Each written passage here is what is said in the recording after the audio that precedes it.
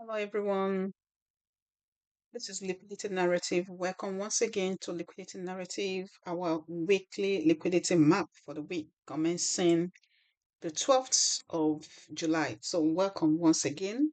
Remember, the objective of this channel is not like a signal channel, is not a prediction channel, no. The main objective is for us to be able to identify where liquidity sits, help you identify where liquidity lies, where price is likely to deliver. Then you take advantage of those areas as we map them out. So this week, let's look into our chart as always, starting with USD and map out our liquidity for the week and where price is likely to deliver. All right, so this is Nasdaq as you're watching, and then it will look starting from the weekly time frame. We can see what has happened on Nasdaq. That's US tech price has been in this gap the market created and respected as at last week. So this week there is outgoing price just returned into that particular gap on the weekly time frame. So for us on liquidity narrative, what are we looking at? What's our expectation? We are watching this gap that the market is trying to fill up completely. So market is at this as at last week. So what are we looking at? We want to see the market continue to move a little bit up to get to it. Might get back, it might close here, but we want to see it getting at least to this other block on this weekly time frame. That means filling up all this gap that it has created completely. So if we drop that having been said, if we drop on the daily time frame, we've shown you this is the area our eyes are on. This area we want to see price at least having a respect at this level. So complete filling this gap and maybe respecting the other block on the weekly time frame, which happens to be also in the gap that the market has created, which was a weekly gap. So on the daily time frame, what do we have? This is where we are as at last week Friday. um the market respected the last week liquidity map that we did. We were expecting market to draw down until we get to this level, which it did.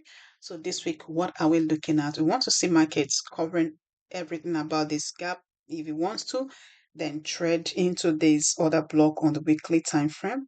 Our draw on liquidity remain to the downside of the market.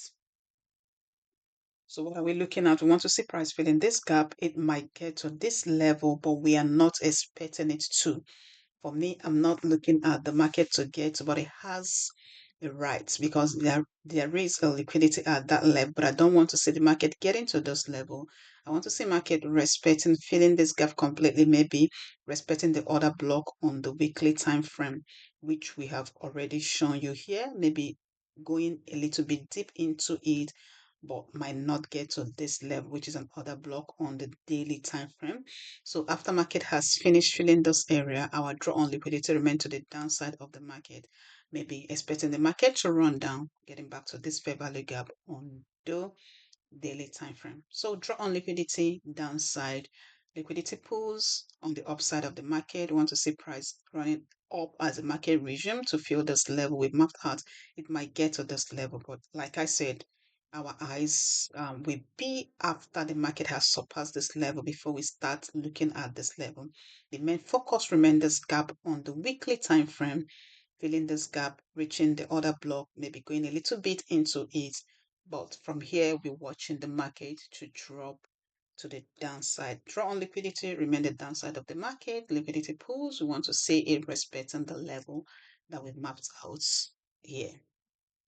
So that having been said, as at last week on the lower time frame, maybe let's use the 15-minute time frame. If we start from the 15-minute time frame, price is still at the gap that it has created, haven't completely shown me any sign of to drop back. So we expect the market to continue to go up a little bit, like we said, respecting the levels that we are looking at on the higher time frame, following the higher time frame levels, then expecting the market to show up reason to start coming down. But draw on liquidity for me on Nasdaq and US Tech, which is US Tech, is to the downside. But I won't sell until I've seen the market giving me the reason at this level that we've mapped out on the higher time frame. That's what we are looking at on Nasdaq this week. That is US Tech 100. So the next pair we'll be moving into will be the British Pound USD. So this is us on British Pound USD. We are not predicting price. It's mapping out liquidity. Remember that. So if we start from the weekly time frame on the British Pound USD, this is what we had as at last week. Price traded, even though as at last week we're expecting price to probably get a little bit down into the gap that we mapped out, but price drop didn't get into the gap as mapped out as at last week, but reverses at some point into it and has went up a little bit. So this week, what are we looking at on British Pound USD? This is where we are. Price has rallied up as at last week, respecting the other block on the weekly time frame. If we move to the monthly time frame, this is what we have on the monthly time frame. So apparently, price might get up a little bit to the other block on the monthly time frame, but I'm not expecting that also. So our draw on liquidity on British Pound USD is also to the downside of the market. That is it. Our draw on liquidity on British Pound USD is also to the downside of the market. But then if we drop to the daily time frame, this is what we had. Price has been on those other block of the weekly. So we want to see price giving us a reason to short the market. So our drawn liquidity, like we said, downside of the market. Why we said liquidity lies, we want to see price. If respecting this other block, we want to see price going up, take out this liquidity, or maybe this liquidity, if it didn't get to this level, but my eyes apparently is here at this moment for me to see a reason to short the market at those areas that has been mapped out. But if price get big, get up a little more, we start looking at this level, which is a level on the monthly time frame.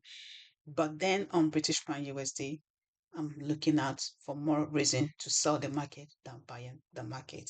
So liquidity pool lies on the upside of the market here, and maybe here, or even get to this level. Why our draw on liquidity is to the downside of the market, trying to see price running into this level to respect this fair value gap, which is fair value gap on the daily and also on the weekly time frame. So the drawn liquidity for us on British Pound USD is to the downside of the market. Liquidity pools lies on the upside of the market. Where do we want to see price go first? To the upside, taking out those liquidity pool before running to the draw on liquidity.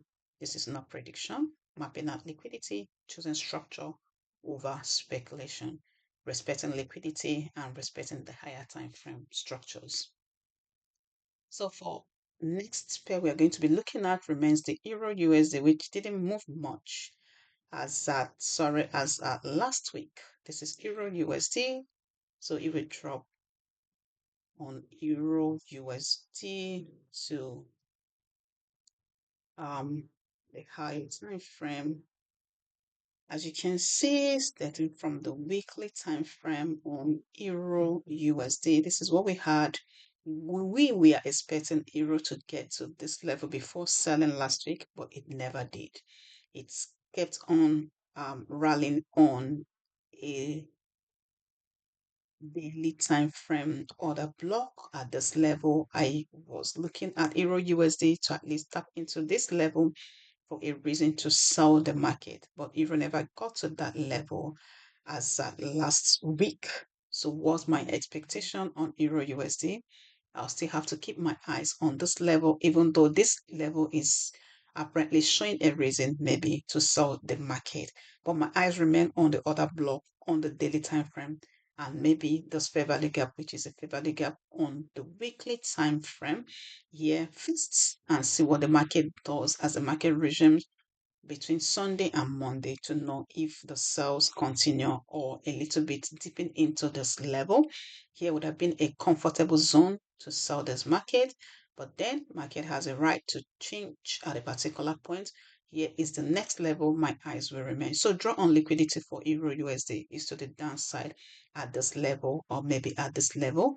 These are the area that we'll consider what we will do. Draw on liquidity, downside, liquidity pull to the outside of the market, this level or maybe this level. Moving to a lower time frame, watching the 15-minute time frame on Euro USD, we can see what the market is doing apparently once it got to the other block on the daily time frame. So if market decided to move up a little bit, we watch this level to get a trade this level, or maybe give the market room to get to this fair value gap on the weekly time frame before we can think of selling the market. But I'll do nothing on Euro USD until I've gotten a clear direction and a clear reason to sell in Euro USD. We are choosing structure over speculation. We are respecting liquidity, and that's why we map liquidity first, not going with our personal opinion. So for Euro USD, British Pound USD, US Tech, these are the key levels that we are looking at this week. Like we always said, learn to respect liquidity, learn to follow structure, higher time frame structure, trade the map, do not trade personal opinion. In all of these pairs, follow structure and not speculations. These are the levels we are watching out. Till then, I'll ask you to trade safe and remember a structure over speculation. I will see you again before the week ends. Thank you.